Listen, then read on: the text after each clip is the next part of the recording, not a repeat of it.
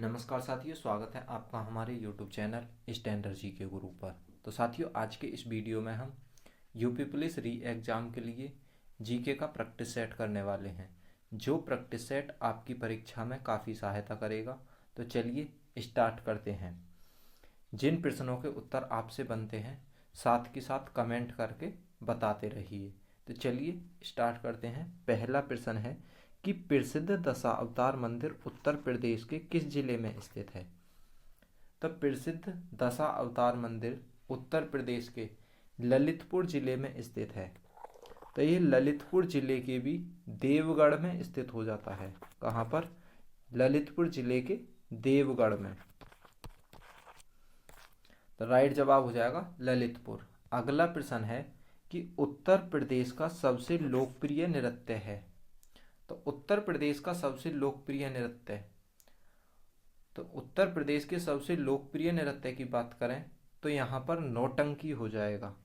नौटंकी उत्तर प्रदेश का सबसे लोकप्रिय नृत्य है और इसकी जो स्थापना हुई थी यानी उत्पत्ति हाथरस में हुई थी। कहाँ पर? हाथरस में। तो हाथरस ये इसका राइट जवाब हो जाएगा। नौटंकी हाथरस में इसकी उत्पत्ति हुई थी।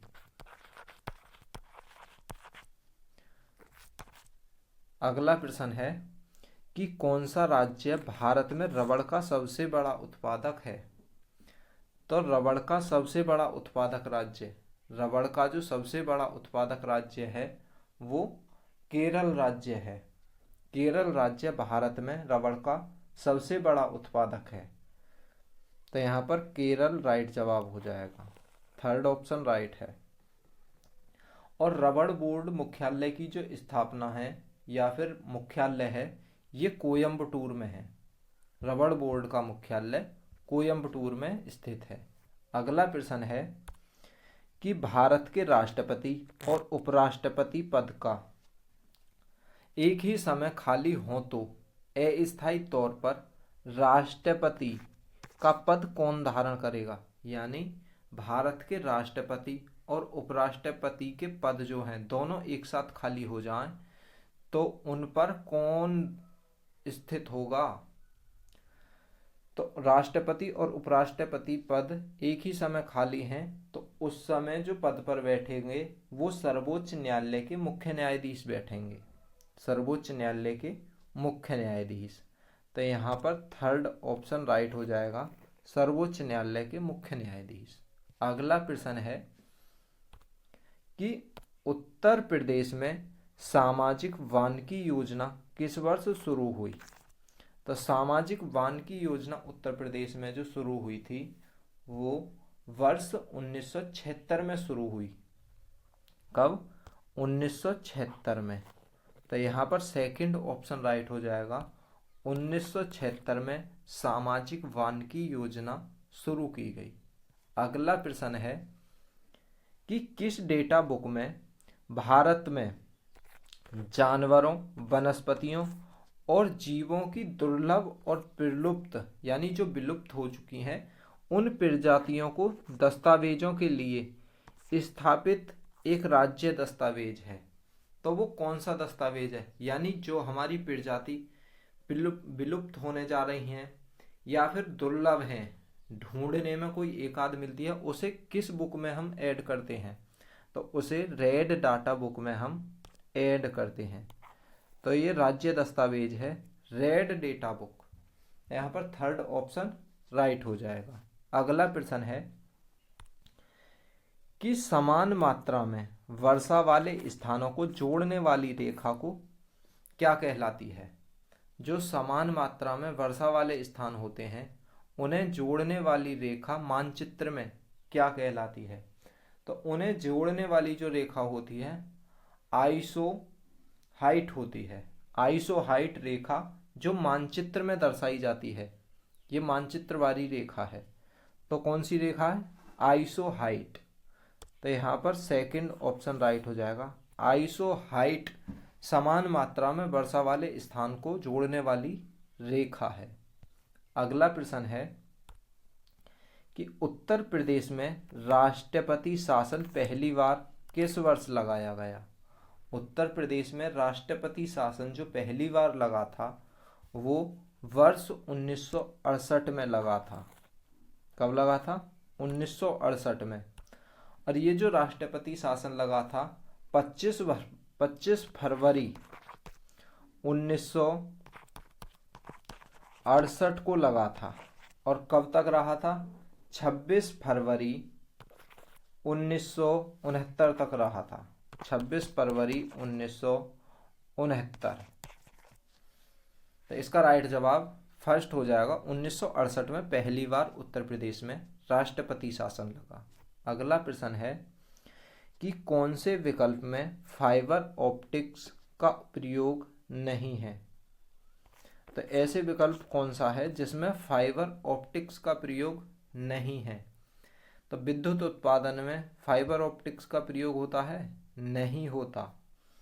तो विद्युत उत्पादन में फाइबर ऑप्टिक्स का उपयोग नहीं होता, जबकि कंप्यूटर नेटवर्किंग में होता है, सेंसर में होता है और पावर ट्रांसमिशन में भी होता है। इनमें फाइबर का यूज होता है, लेकिन विद्युत उत्पादन में नहीं होता। अगला प्रश्न है कि कौन सा जिला उत्तर प्रदेश के बुंदेलखंड क्षेत्र से संबंधित है? तो उत्तर प्रदेश के बुंदेलखंड क्षेत्र में कितने जिले आते हैं? तो उत्तर प्रदेश के बुंदेलखंड क्षेत्र में 7 जिले आते हैं। कौन कौन से हैं? महोबा है, झांसी है, बांदा है, ललितपुर है, जालौन, हमीरपुर, चित्रकूट। तो यहाँ पर कौन सा जिला है बुंदेलखंड क्षेत्र से संबंधित? महोबा। तो यहाँ पर थर्ड ऑप्शन राइट हो जाएगा। महोबा जिला उत्तर प्रदेश के बुंदेलखंड क्षेत्र से संबंधित है। अगला प्रश्न है कि उत्तर प्रदेश राज्य का राज्य पक्षी कौन सा है? तो उत्तर प्रदेश राज्य का जो राज्य पक्षी है ये सारस होगी। अगला प्रश्न है भारत का पहला राज्य कौन सा है जिसने पूरे राज्य के सभी घरों के लिए छत पर वर्षा का जल संचय करने को अनिवार्य किया है? तो भारत का एक ऐसा कौन सा राज्य है जिसने बारिश के जल को हर घर मतलब संचय करेगा, इकट्ठा करेगा? तो कौन से राज्य ने ये योजना लागू करी है? तो ये है जो राज्य है, ये राज्य हो जाता है तमिलनाडु। तो यहाँ पर थर्ड ऑप्शन राइट हो जाएगा। तमिलनाडु राज्य मतलब घर घर जो छत का पानी बरसता है उसे इकट्ठा करवाएगा। अगला प्रश्न है कि किस अम्ल से शुक्र के वातावरण में घने और सफेद पीले बादल होते हैं? किस अम्ल से शुक्र के वातावरण में घने सफेद और पीले बादल होते हैं? ये जो घने और पीले बादल होंगे ये सल्फ्यूरिक अम्ल से शुक्र के वातावरण में होंगे। किससे? सल्फ्यूरिक अम्ल से। तो यहाँ पर हमारा फर्स्ट ऑप्शन राइट हो जाएगा। सल्फ्यूरिक अम्ल से शुक्र के वातावरण में घने सफेद और पीले बादल होते हैं। अगला प्रश्न है क्या कहता है? अत्यधिक योग्य और कुशल और मानसिक कार्य करने वाले श्रमिकों के समूह को कहा जाता है? जो अत्यधिक कार्य कुशल होते हैं, मानसिक कार्य करने वाले श्रमिकों के समूह को जो कहते हैं वो वाइट कॉलर वर्कर कहते हैं, जो अत्यधिक योग्य और कुशल कारीगर होते हैं। तो यहाँ पर फर्स्ट ऑप्शन राइट हो जाएगा, वाइट कॉलर वर्कर जो अत्यधिक योग्य और कुशल होते हैं। अगला प्रश्न है कि भारत को कितने भूकंपीय जोखिम क्षेत्रों में विभाजित किया गया है? तो भारत को जो भूकंपीय क्षेत्रों में विभाजित किया गया है ये भूकंपीय क्षेत्र हैं 4। तो यहाँ पर कौन सा ऑप्शन हो जाएगा? थर्ड ऑप्शन राइट हो जाएगा कि भारत को 4 भूकंपीय जोखिम क्षेत्रों में विभाजित किया गया है। अगला प्रश्न है कि निम्नलिखित में से कौन जीएसटी परिषद के अध्यक्ष हैं? तो जीएसटी परिषद के अध्यक्ष की बात कर रहा है। तो जीएसटी काउंसिलिंग की अध्यक्षता हमेशा केंद्रीय मंत्री करते हैं। कौन करते हैं? केंद्रीय मंत्री। तो इसका राइट जवाब हो जाएगा केंद्रीय वित्त मंत्री। थर्ड ऑप्शन राइट हो जाएगा कि जीएसटी काउंसिलिंग की अध्यक्षता हमेशा याद रखना कि केंद्रीय वित्त मंत्री करेंगे। अगला प्रश्न है कि the monk who transformed Uttar Pradesh पुस्तक के लेखक कौन है? The monk who transformed Uttar Pradesh. Important question. तो इस पुस्तक के लेखक कौन हैं? तो शांतनु गुप्ता जो है ये दामोक हू ट्रांसफॉर्मेड उत्तर प्रदेश पुस्तक के लेखक हैं, शांतनु गुप्ता। तो यहाँ पर फर्स्ट ऑप्शन राइट हो जाएगा, शांतनु गुप्ता। अगला प्रश्न है, निम्नलिखित में से कौन सा पॉलिएस्टर है? तो निम्नलिखित में से कौन एक पॉलिएस्टर है? तो पॉलिएस्टर की बात कर रहा है। तो ये पॉलिएस्टर, फर्स्ट ऑप्शन पीईटी, ये एक पॉलिएस्टर है। पीईटी की फुल फॉर्म क्या होती है? पॉलीआइथिलीन, पॉलीइथाइलिन टेरेफेथेलेट, टेरेफेथेलेट, यानी क्या होगी फुल फॉर्म? पॉलीइथाइलिन टेरेफेथेलेट। ये पॉलिएस्टर की एक फुल फॉर्म हो जाती है। तो यहाँ पर फर्स्ट ऑप्शन राइट हो जाएगा। अगला प्रश्न है, अमीर खुसरो किसके दरबार में रहते थे? तो अमीर खुसरो किसके दरबार में रहते थे? अमीर खुसरो जो रहते थे ये अलाउद्दीन खिलजी के दरबार में रहते थे। इसके दरबार में? अलाउद्दीन खिलजी के दरबार में। अमीर खुसरो ने 7 सुल्तानों का कार्यकाल देखा है। कितने सुल्तानों का कार्यकाल? 7 सुल्तानों का कार्यकाल देखा है। अमीर खुसरो को तूती ए हिंद के नाम से भी जाना जाता है। किस नाम से? तूती ए हिंद के नाम से भी जाना जाता है।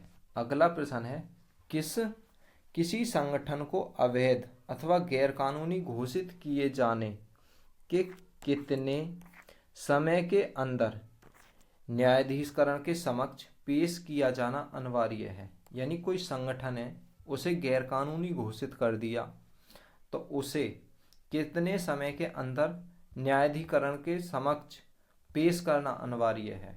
तो उसे 30 दिनों के अंदर न्यायाधीश के समक्ष पेश करना अनिवार्य हो जाएगा, 30 दिन। तो यहाँ पर 3 ऑप्शन राइट हो जाएगा कि न्यायाधीकरण के समक्ष उन्हें 30 दिन के अंदर पेश करना है। अगला प्रश्न है, क्या कहता है?